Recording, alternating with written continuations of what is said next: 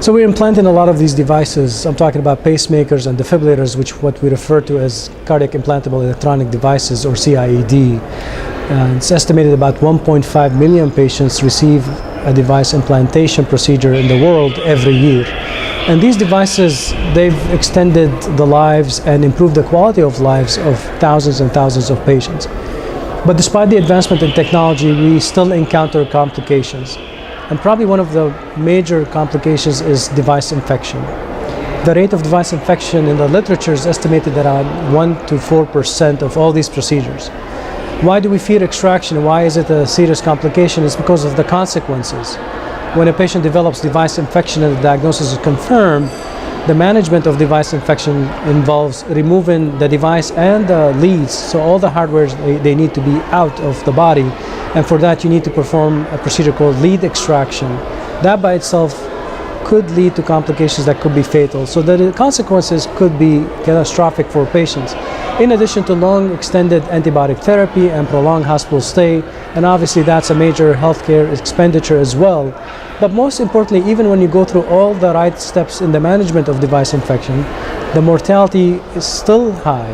The 30-day mortality rate is about 4 to 5% in all comers, and the 12 months or 1 year mortality is 8 to 15%. So it is a complication. As electrophysiologists, we really need to get this as close to zero as possible.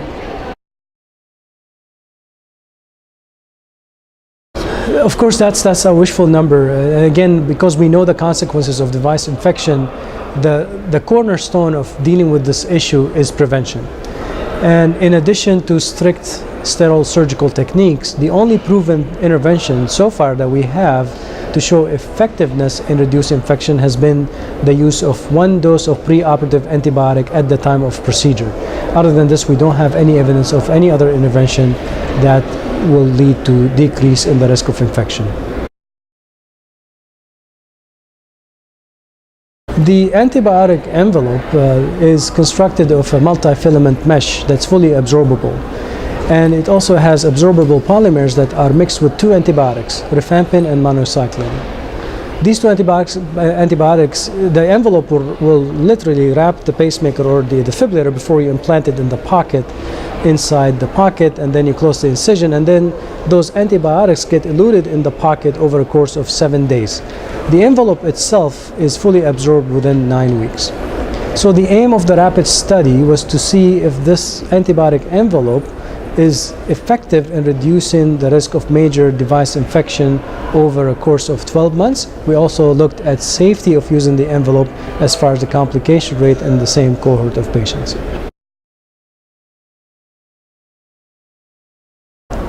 When it comes to the infection rate, the reason we need to get this as close to zero as possible is the fact that we're implanting a lot of these devices, and the risk for the patient is not with the initial implant, but throughout their whole lifetime. They go through multiple procedures to replace the battery or to get an upgrade from pacemaker to defibrillator. So it's not a one-time risk that they encounter at one time, but it's a recurrent one over a course of a lifetime. And we're implanting these devices to improve the quality of life, extend the life of so many, and sometimes as a procedure that's done in a primary prevention effort to avoid the risk of sudden death, for example.